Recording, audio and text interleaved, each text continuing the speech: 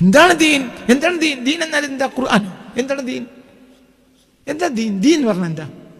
അത്തസ്ദീഖു ബിമാ ജാഅ ബിഹി മുഹമ്മദ്. മുഹമ്മദ് എന്നാൾ വഴി എന്ത് കിട്ടിയാലും അതിനെ അംഗീകരിക്കലാണ് ദീൻ. അതാണ് ദീൻ. ഞാൻ ഒന്നും പറയേണ്ട ആവശ്യമില്ല. നിസ്കാരവും നോമ്പ് ഖുർആൻ ഹദീസ് ഇതൊന്നും ചോരണ്ട. എന്തൊക്കെ നബി കൊണ്ടുവന്നോ, മുഹമ്മദ് മുസ്തഫ എന്തെല്ലാം കൊണ്ടുവന്നോ അതിനെ അപ്പടി അംഗീകരിക്കലാണ്. അതാണ് ദീൻ. അത് ചിലത് എനിക്ക് ചെയ്യാൻ കഴിയും, ചിലത് എനിക്ക് ചെയ്യാൻ കഴിയില്ല. നല്ലത് ദീനാണ്, ദീനാണ്. ചിലത് എനിക്ക് ചെയ്യാൻ കഴിയും, ചിലത് ചെയ്യാൻ കഴിയില്ല. അപ്പം എൻ്റെ വാപ്പ രാത്രി നേരം വിളിക്കാൻ അങ്ങനത്തെ 4 മണി 3-3:30 മണി ആകുമ്പോഴത്തേന് വല്യാപ്പൻ്റെ കവറും പോയി വാർക്കും. ഇന്നലെയും മിഞ്ഞാന്ന് തുടങ്ങിയല്ല, കൊല്ലങ്ങൾ അനുമതി എൻ്റെ വാപ്പ ഇപ്പോൾ ജീവിച്ചിട്ടുണ്ട്. അള്ളാഹു അദ്ദേഹത്തിന് ദീർഘായുസ്സും ആഫിയത്തും കൊടുക്കട്ടെ. അത് നിനക്കത് ചെയ്യാൻ കഴിഞ്ഞോളന്നില്ല. പക്ഷേ വാപ്പ ചെയ്ത നന്മയാണെന്ന് വിശ്വസിക്കുന്നുണ്ട്. വാപ്പാൻ്റെ ദിവസം തുടങ്ങിയാൽ ബാപ്പാൻ്റെ കബറിങ്ങുന്നതാണ്. അതൊരു ബോധമാണ്. അതിപ്പോൾ ഒരു വാജിബാണോ? അല്ല, പക്ഷെ അത് വാജിബായിരുന്നൊരു വാജിബാണ്. അതില്ലാതെ ഒരു സുബഹിസ്കരിച്ചാൽ എൻ്റെ ബാപ്പാൻ്റെ ദിവസം പോയി എന്ന് ബാപ്പാൻ തീരുമാനിക്കും. നിങ്ങൾ ഇങ്ങോട്ട് വരും കുട്ടികളെ, നിങ്ങൾക്ക് പറഞ്ഞത് മനസ്സിലായോ? ഈ മനുഷ്യൻ വർഷങ്ങൾ അനവധി കൊല്ലങ്ങൾ 10, 20, 30 കൊല്ലം ഇന്നും തുടങ്ങിയല്ല ഒരു മനുഷ്യൻ അത് ചെയ്യുക. എന്ത്? ആദ്യം തഹജ്ജുദ് നിസ്കരിക്കുന്ന നേരത്ത് 3 മണിക്ക് പുരേന്ന് ഇറങ്ങിയിട്ട് കാറോ ജീപ്പോ ഇട്ടിട്ട് കുറച്ചുണ്ട് ആ പള്ളിയാക്ക് കുറച്ച് വരാണ്ട്, കാറോ ജീപ്പോ അല്ലെങ്കിൽ ബൈക്കോ മോട്ടോർ സൈക്കിളോ ഒരു കാലം ഉണ്ടാവുമല്ലോ. ഇപ്പം കാറും ജീപ്പും ഉണ്ടെങ്കിലും ഇതൊന്നും ഇല്ലാത്തൊരു കാലം ഉണ്ടാവുമല്ലോ. അക്കാലത്ത് തുടങ്ങിയ പണിയാ. അപ്പം നേരെ ഇവിടേക്ക് വരും. ഇന്നും നടക്കുന്ന കാര്യമാണ്. ഇന്ന് സുബഹിക്ക് നടന്നിട്ടുണ്ടാവും ഇല്ലേ? നടന്നിട്ടില്ലടാ ഇല്ലേ? പറ, നടന്നിട്ടുണ്ട്. ഇന്ന് സുബഹിക്ക് നടന്നിട്ടുണ്ട്. എന്നോ? ഇത് വാജിബാണോ? ഇത് വാജിബാണോ? അല്ല. പക്ഷെ ആ മനുഷ്യനെ വാജിബാ. എന്തുകൊണ്ട്? അതൊരു നന്ദിയാ, ഒരു നന്ദിയാ. മനസ്സിലാണ്ട് പറഞ്ഞത് അതാണ്. അതുകൊണ്ട് അവർക്ക് ശുദ്ധമായി ജീവിക്കാൻ കഴിഞ്ഞു. നമ്മൾ വേഗം നിയമവ്യവസ്ഥ എടുത്തു നോക്കും. വാപ്പാൻ്റെ കബറ് 4 മണിക്ക് സിയാറത്ത് ചെയ്യൽ വാജിബാണോ? അല്ല. അപ്പം മൗലിയർ എന്ത് പറഞ്ഞു? അതിപ്പം ജീവിതത്തിൽ ഒരിക്കൽ പോലും സിയാറത്ത് ചെയ്യൽ. പിന്നെ എന്തിനാ അപ്പം അങ്ങനെയൊക്കെ കാട്ടിക്കൂട്ടും?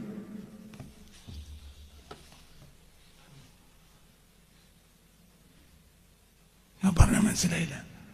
പക്ഷേ നിന്റെ ദീനിന് ജീവൻ ഉണ്ടാവണമെങ്കിൽ ഒക്കെ ഉണ്ടാവണം. ഇജ് പീടിന്ന് വാങ്ങണ മീനും ഇജ് തിന്നണ മീനും വ്യത്യാസമുണ്ട്. നീ ഈ പീടിന്ന് വാങ്ങുന്ന മീനിൻ്റെ പകുതി ഭാഗവും പൈസ കൊടുത്ത് വാങ്ങിയിട്ട് വലിച്ചെറിയും. തിരിഞ്ഞിട്ടില്ല. ഇപ്പം മീൻ ചോദിച്ചാൽ ആദ്യം മീൻ ഏതെടുക്കേണ്ടത്? എന്താ മീൻ വേണ്ടത്? ഇതുണ്ട്, ഐക്കോറുണ്ട്, എന്താണ്? ആയിക്കോട്ടെ. പേദറുണ്ട്, ആയിക്കോട്ടെ. എന്നാ പേദറെടുത്തു. ആയിക്കോട്ടെ. അപ്പം എത്ര ഉണ്ട്? മീൻ തൂക്കി. അപ്പോൾ 2.5 കിലോ 3.5 കിലോ. ആയിക്കോട്ടെ. എന്നിട്ട് ശോനെ തന്നെ ഏൽപ്പിക്കും. എന്നത് വെട്ടിക്കൊണ്ട. അപ്പം വെട്ടും. മനസ്സിലായില്ല? വെട്ടിയിട്ട് ആദ്യം വാല് വെട്ടി വലിച്ചെറിയും. ഇതിൻ്റെ പൈസ കൊടുത്തല്ലേ? പറയടാ ചങ്ങായി, പറയടാ. നിങ്ങൾക്ക് പറഞ്ഞ മനസ്സിലായി? അത് വെട്ടി ആദ്യം വലിച്ചെറിഞ്ഞ്, പിന്നെ ചിറക് വെട്ടി വലിച്ചെറിഞ്ഞ്. മനസ്സിലായോ പറഞ്ഞത്? പിന്നെ കൊടല് പൊളിച്ച്. 2,600 മീനെങ്കിൽ അതിൽ മിക്കവാറും 800ഉം 900ഉം എന്തുണ്ടാവും? ഏകദേശം പറയടാ 1 കിലോന്റെ അടുത്ത് എന്തുണ്ട്? പറടാ, കൊടലുണ്ട്. അത് മുഴുവൻ വലിച്ചെറിഞ്ഞു. ഇതിനൊക്കെ നോട്ട് എണ്ണി കൊടുത്തതാ ഈ ജാതി കാലത്ത്, പണിയില്ലാത്ത കാലത്ത്. അവസാനം ഈ കിട്ടിയ ബാക്കി ഇയാൾ തൂക്കിയ ഒരു 1.5 കിലോ ഉണ്ടാവില്ല. ഇതിപ്പോ എത്രക്ക് വില കൊടുത്തതാ? 2,600 കത്തണ വില കൊടുത്ത് വാങ്ങിയിട്ട് എത്ര വില? കിലോ 600 റുപ്യ. ആയിക്കോറാ, കിലോ 600 റുപ്യ. അപ്പൊ കിലോ 600 റുപ്യ കൊടുത്ത് വാങ്ങിയ 2 കിലോ 600 അല്ലെങ്കിൽ 800 ഈ മീന് ഇജ് എൻ്റെ പരേക്ക് കീസിലാക്കി തരുമ്പോൾ അതിൽ ബാക്കിയുള്ളത് 1.5 കിലോനാ. അപ്പൊ സത്യത്തിൽ പറഞ്ഞാൽ എനിക്ക് 1 കിലോക്ക് 1000 അല്ല വന്ന്. അപ്പം കുറേ നമുക്ക് വെട്ടി ഒഴിവാക്കാൻ പറ്റേ. മനസ്സിലായില്ല? പറയുമ്പോൾ അതേ സമയത്ത് ഇതെല്ലാം കൂടിയതാണ് എന്ത്? മീന്. അല്ലെങ്കിൽ മീനാവൂല. ഇതിങ്ങനെ കിതാബ് നോക്കിയിട്ട് ഇത് ഖബർ സിയാറത്ത് നിർബന്ധമുണ്ടോ? എന്നാ വെട്ടിക്കളി. നബിനെ പറ്റി എല്ലാ ദിവസവും മൗലിദോദം നിർബന്ധമുണ്ടോ? ഇല്ല. എന്നാത് വെട്ടിക്കളി. പക്ഷെ പടച്ചോന്റെ മീൻ എനിക്ക് കിട്ടൂല. ഇതൊക്കെ മനസ്സിലായില്ല പറഞ്ഞു. തന്നെ ഇന്നിപ്പോ നമ്മൾ നിയമപുസ്തകം നോക്കില്ല. കുറച്ച് കഴിഞ്ഞാൽ ഇതങ്ങനെ നോക്കിയിട്ട് ആവശ്യമില്ലാതൊക്കെ വെട്ടി ഒഴിവാക്കിയ നിന്റെ മകൻ നിന്റെ മകൾ അവൾ അള്ളാനെയും വിട്ടു. അള്ളാനെ വെട്ടിയ 100 കണക്കിന് ബാപ്പമാരുടെ മക്കൾ അള്ളാഹിന് റസൂലിനെ വെട്ടിയ 100 കണക്കിന് ആജമാർ കോഴിക്കോട്ടുണ്ട്, മലപ്പുറത്തുണ്ട്. അവരെ മക്കൾ അള്ളാഹിന് റസൂലിനെ വെട്ടി. ബാപ്പ നേരത്തെ റസൂലിനെ വെട്ടി, ഇപ്പോൾ മകൾ അള്ളാഹിനെ വെട്ടി. എന്തേ ഇല്ലേ? എന്തുകൊണ്ട്? നബിയുമായി ആ കുടുംബത്തിന് ഈ അമലിൻ്റെ ബന്ധമല്ലാതൊന്നുമില്ല. താടി നീട്ടാൻ പറഞ്ഞു, നമുക്ക് താടി നീടി. താടി ഉണ്ടായിട്ട് എന്താ കാര്യം? കൊറ്റനാടിനുള്ളിൽ താടി ക്ലീൻ ഷവാക്കിയാൽ എന്താ? നരകത്തിൽ നടക്കില്ല. ഏത് മൂല്യം പറഞ്ഞു ചോദിച്ചില്ല. എനിക്ക് താടിൻ്റെ ആവശ്യമേ ഇല്ല. ഇനിയിപ്പോൾ അയാൾ താടിക്കെതിരെ പറഞ്ഞു, ആയിക്കോട്ടെ ജി എനിക്കെതിരെ എന്താണെങ്കിലും ഒരു 6 മാസം കൂടുമ്പോൾ എനിക്കെതിരെ ഒരു അയ്യപ്പങ്ങൾക്ക് ഇവിടെ ഉണ്ടാക്കാറുണ്ട്. ഉണ്ടാക്കി ഒരു അയ്യപ്പങ്ങൾക്ക് ഇപ്പം ഒരു അയ്യപ്പങ്ങൾക്ക് ഉണ്ടാക്കിയിട്ട് കുറച്ച് കാലമായി തുടങ്ങിയടാ.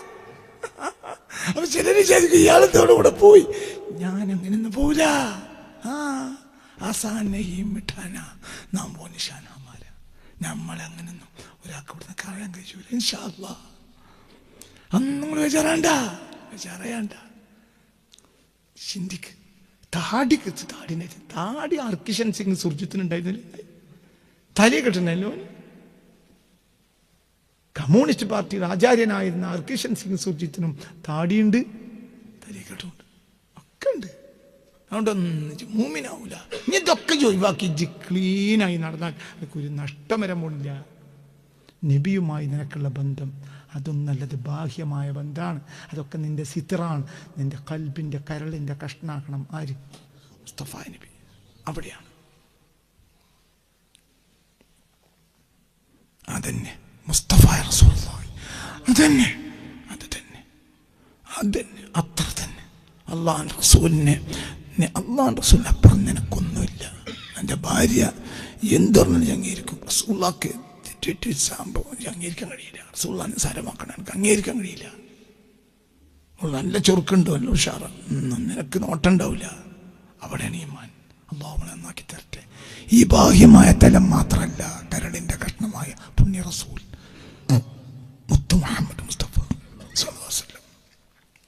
അതന്നെ അള്ളാഹുവിൻ്റെ ഹബീബിൻ്റെ അടുക്കലെത്താൻ അള്ളാഹു നമുക്ക് തൗഫീഖ് തരട്ടെ. അപ്പോൾ ഇതാണ് പറഞ്ഞത്, തവയ്തു ജമീഅൽ علوم العالمين عارفين بأسرها بشمي رأي المصطفى صاحب الصدقاء ഹബീബായ മുഹമ്മദ് മുസ്തഫ തങ്ങളെ കൊണ്ട് ആ തങ്ങളെ എനിക്ക് ആസ്വദിക്കാൻ കഴിഞ്ഞു. അപ്പം തങ്ങളെ ആസ്വദിക്കണം, പുണ്യ റസൂലിനെ ആസ്വദിക്കണം, ഹബീബായ മുഹമ്മദ് മുസ്തഫയെ ആസ്വദിക്കണം. ആ നിയ്യത്തിൽ സ്വലാത്തിനെ പിരിപ്പിക്കണം. കേൾക്ക്.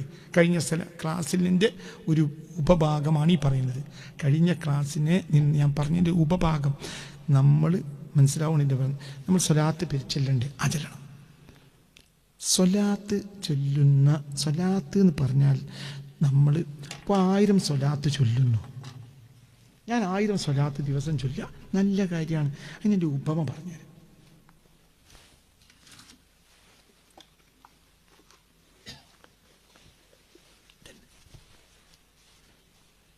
ഇതാണ് സ്വലാത്ത്. അപ്പൊ ഈ സ്വലാത്ത് കൊണ്ട് നീ ഒന്നാമതായി നികിതോ തന്നെ സ്വലാത്ത് നിർബന്ധമായി ചൊല്ലണം. സ്വലാത്ത് കൊണ്ട് നീ 1-ാം ഘട്ടത്തിൽ എവിടെ എത്തൂല. 1-ാം ഘട്ടത്തിൽ നീ എന്ത് ചെയ്യും? അപ്പോൾ ഇത് നിനക്ക് കിട്ടി, മനസ്സിലാണ്ട് പറഞ്ഞത്. 1-ാം ഘട്ടം ഇത് നിനക്ക് കിട്ടി. ഇത് കിട്ടിക്കഴിഞ്ഞാൽ നീ പണിയെടുക്കണം. 1-ാമത്തെ പണി എന്താ? ഇതിൻ്റെ 1-ാം ലെയർ പൊളിക്കൽ. അത് ചിലപ്പോൾ 10-20 കൊല്ലം കൊണ്ടായിരിക്കും 1-ാം ലെയർ പൊളിക്കുക. ഒന്നും കിട്ടിയിട്ടില്ല. പക്ഷെ നിനക്ക് അറിയാം ഇതിൻ്റെ ഉള്ളിൽ എന്തോ ഉണ്ട്. ശരി, അത് കഴിഞ്ഞു. 20 കൊല്ലം കൊണ്ടാണ് ഇത് പൊളിച്ചത്. ഇപ്പോഴും കാര്യത്തിലേക്ക് എത്തിയോ? ഇല്ല. പിന്നെ സ്വലാത്ത് തന്നെ ഇല്ല. പിന്നെ അടുത്ത 10 കൊല്ലം കൊണ്ട് ഇത് പൊളിഞ്ഞാട്ടി. ഇപ്പോഴും കാര്യത്തിലേക്ക് എത്തിയോ? ഇല്ല. അങ്ങനെ പോയി.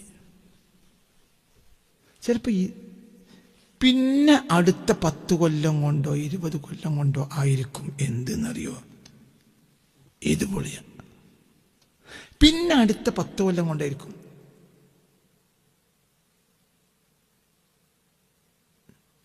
ഇത് ചാടുക. നല്ല വാസനയുള്ള എണ്ണയാട്ട്. ഇപ്പത്തിന് എത്ര കൊല്ലം കഴിഞ്ഞു? 50 കൊല്ലം 40 കൊല്ലം 60 കൊല്ലം കഴിഞ്ഞു. ഇപ്പോഴാണ് നീ യഥാർത്ഥത്തിൽ ഇതിനാണ് ഷൂദ്. ഇതാണ് ഷൂദ്. അനുഭവിക്കുക റബ്ബിനെ, അള്ളാഹുവിന്റെ റസൂലിനൊക്കെ അനുഭവിക്കുക ഇപ്പോൾ. അപ്പോഴത്തിന് 10ഉം 60ഉം കൊല്ലം കഴിയും. മനസ്സിലാണ്ട് പറഞ്ഞത്? അപ്പോൾ നീ യഥാർത്ഥത്തിൽ ഈമാന്റെ ലദ്ദത്ത് അനുഭവിക്കുള്ളൂ. നീ ഈ 60, 70, 80 വർഷത്തിന്റെ പീരിയഡിലിടയിൽ നീ മരിച്ചു നിൽക്കുക. നീ മരിച്ചു, എന്നാലും നീ ആരാണ്? ത്വാലിബാണ്. ത്വാലിബ് ത്വാലിബ് ത്വാലിബ് ത്വാലിബ് അന്വേഷി. നിങ്ങളിൻ്റെ കൂടെ അല്ല കുട്ടികളെ. മനസ്സിലാവണ്ട പറഞ്ഞത്? മനസ്സിലാവണ്ട പറഞ്ഞത്? ബാപ്പ ജയിലിൽ പെട്ടു. മകൻ ജയിലിൽ നിന്ന് ബാപ്പാനെ രക്ഷപ്പെടുത്താൻ വേണ്ടി കഠിനാധ്വാനം ചെയ്ത് ഓടി. അവിടെ പോയി ഇവിടെ പോയി വക്കീലിനെ കണ്ടു, നോട്ടറിനെ കണ്ടു, അവിടെ ഇവിടെ ഭയങ്കര കണ്ടു. അതിനിടയിൽ മോട്ടോർ സൈക്കിൾ കുത്തി ഓൻ മരിച്ചു. ബാപ്പ പുറത്തിറങ്ങിയിട്ടില്ല. ഓൻ ബാപ്പാക്ക് ഗുണം ചെയ്തവനോ അല്ലേ? ആണോ? അതെ ഇതന്നെ. അപ്പോൾ ബാപ്പ പുറത്തിറങ്ങിയില്ലേ നോക്കേണ്ട ബാധ്യത എനിക്കില്ല. ഈ അന്നത്തെ അവസരത്തിൽ നീ ബാപ്പാനെ ഇറക്കാൻ ശ്രമിക്കണം. അത്രയേ ഉള്ളൂ. ബാപ്പാനെ ജയിലിൽ നിന്ന് പുറത്തിറക്കാൻ എൻ്റെ മകൻ്റെ മകനായിരിക്കും. മകൻ്റെ കാലത്ത് ബാപ്പ അറിഞ്ഞില്ല. ബാപ്പാൻ്റെ മകൻ്റെ കാലത്ത് മകൻ മോട്ടോർ സൈക്കിൾ ആക്സിഡൻറ്റ് മരിച്ചു. ബാപ്പ അവിടെ തന്നെ നടന്നു. പിന്നെ നോക്കാൻ ആളുമില്ല. പിന്നെ മകൻ വക്കീലായി. മകൻ്റെ മകൻ അവനാണ് പിന്നെ എന്ത് ചെയ്യുന്നത്? ബാപ്പാന്നാണ് കെട്ടിപ്പിടിച്ച് പുറത്ത് കൊണ്ടുവരണം. ബാപ്പാനെ വലിയപ്പനെ കണ്ടിട്ടില്ല. ഓനാ പുറത്ത് കൊണ്ടുവരുന്നത്. എന്നാലും ഇവിടെ അടിസ്ഥാന ഗുണം ചെയ്തവൻ ആരാ? ഈ മകൻ. അവനോ അവനെ ജയില് വരെ കണ്ടിട്ടില്ല. ജയിലിക്ക് ബാപ്പാനെ കയറ്റിയപ്പോൾ ഇപ്പം പായാണ്. ജയിലിൽ പോയി കുത്തിരിക്കല്ല. ജയിലിൽ കുത്തിരുന്നാൽ ബാപ്പാനെ കിട്ടൂലല്ലോ. അവിടെ ജയിലർമാർ വാർഡന്മാർ നിരപരാധിയാണ്. ജയിൽ വാർഡർമാരോട് പറഞ്ഞാൽ എന്താ പറയുക? നമ്മളോട് പറഞ്ഞിട്ടില്ല, ഞങ്ങൾ പുറത്ത് പോയി കടലാസം കൊണ്ടുവരി, ഞങ്ങൾ റിലീസാക്കി തരാം.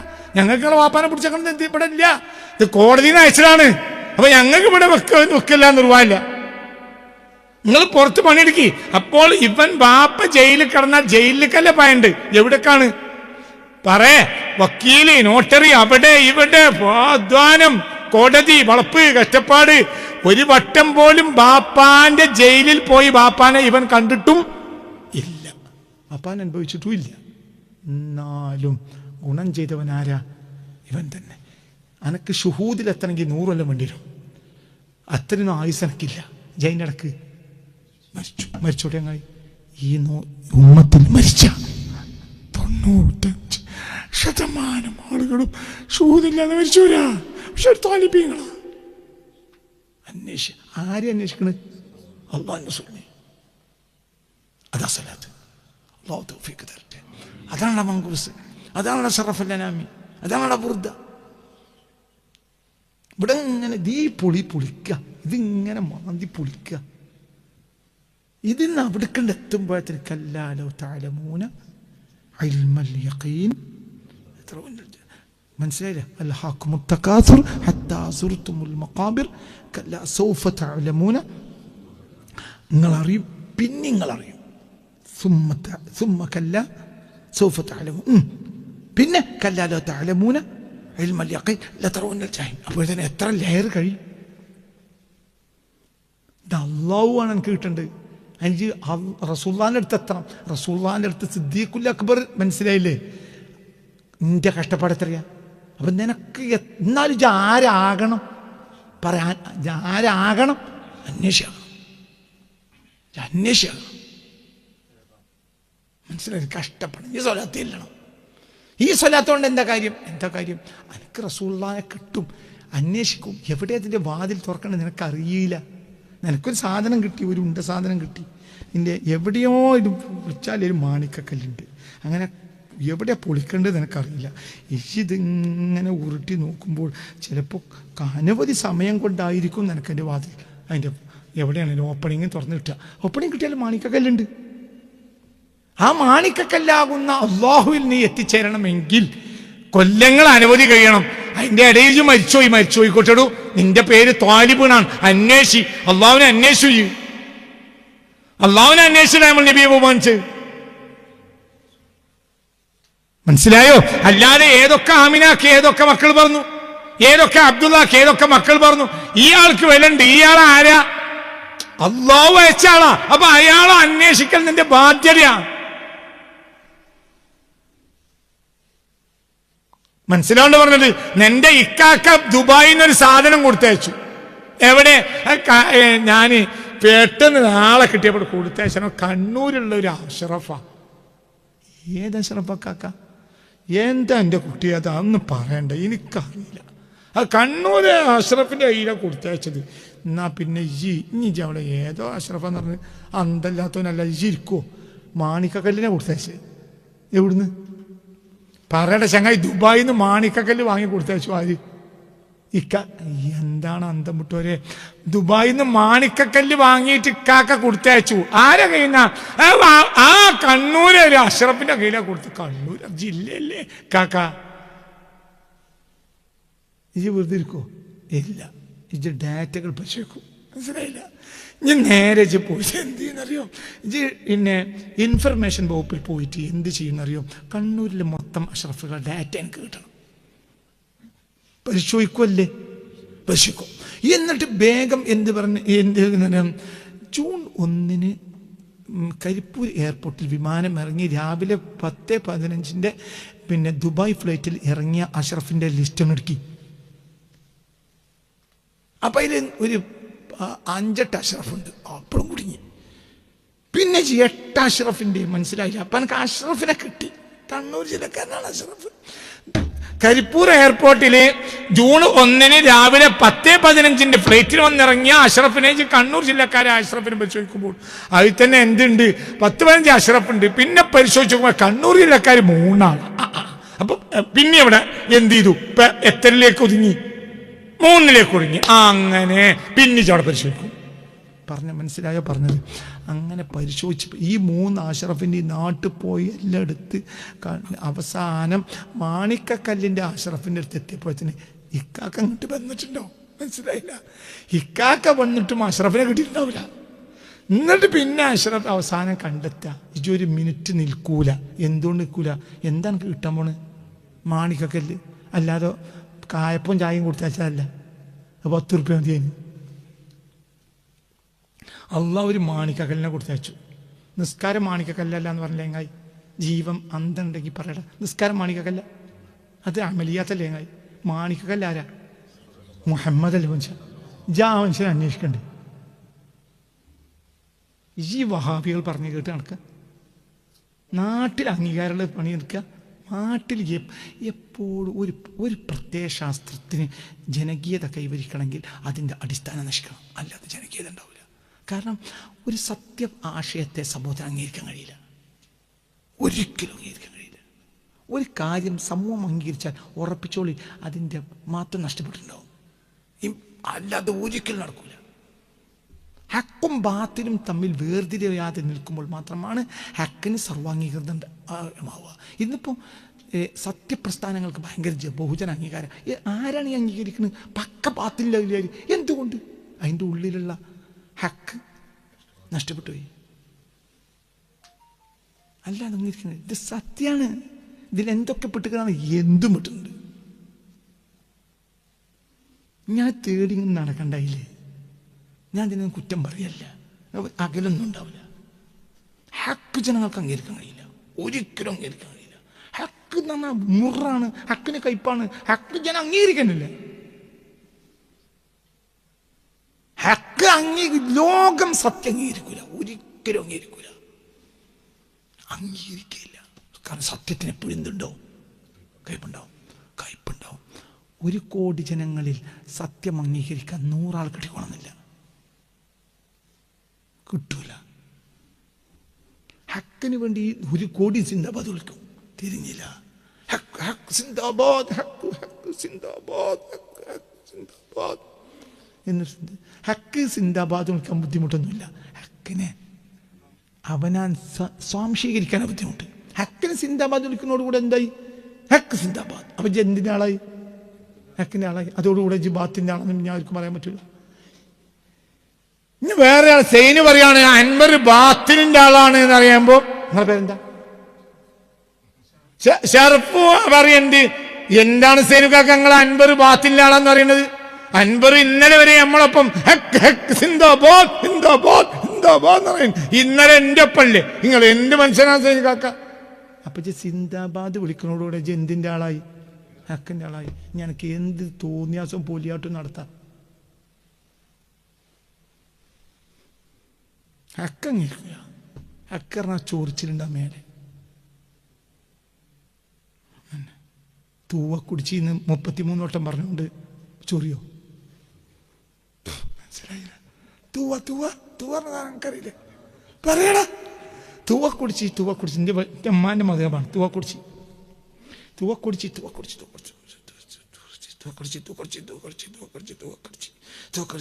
ഓ അൽഹംദുലില്ലാ 33ാമത്തെ വട്ടം അൽഹംദുലില്ലാ. ചൊറിയുണ്ടാവും? ഇല്ല. 1 വട്ടം പറഞ്ഞില്ലെങ്കിലും അതിലാണ് പോയാ അന്ന് എൻ്റെ പണി കഴിഞ്ഞ്. അന്ന് എനിക്ക് മാന്തല്ലാത്ത പണി ഉണ്ടാവില്ല.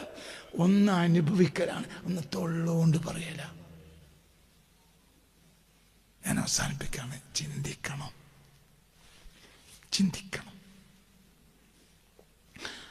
ഏത് ഹക്കും ജനകീയത കൈവരുന്നതോടുകൂടെ അത് എന്തായി മാറും? ബാത്തില. ഒരിക്കലും ജനകീയത ഉള്ള ഒരു ഹക്ക് ഉണ്ടാവില്ല. ഒരിക്കലും ഉണ്ടാവില്ല. അള്ളാഹു റസൂലിനെ കൊണ്ട് 1.25 ലക്ഷം സ്വഹാബികൾ മുഅ്മിനായില്ലേ? ഓക്കെ. ഇന്നെന്താ റസൂലുള്ളാഹി പറഞ്ഞിരുന്നു? എന്ത് നമ്മൾ ഇനി ആരൊക്കെ നോക്കിയാലും പാടില്ല. എനിക്ക് ശേഷം 2 ആൾ അവലംബിച്ചോളി. അലൈക്കും ബിസുന്നതി വസുന്നത്തിൽ ഖുലഫാഇ റാഷിദീൻ അൽ മഹ്ദിയീൻ. എൻ്റെ 4 പ്രത്യേകക്കാരെ അംഗീകരിച്ചോളി. അപ്പൊ അതിന് പണിയുണ്ട്. അവര് ചൊറിഞ്ഞ് മരിച്ചവരാ.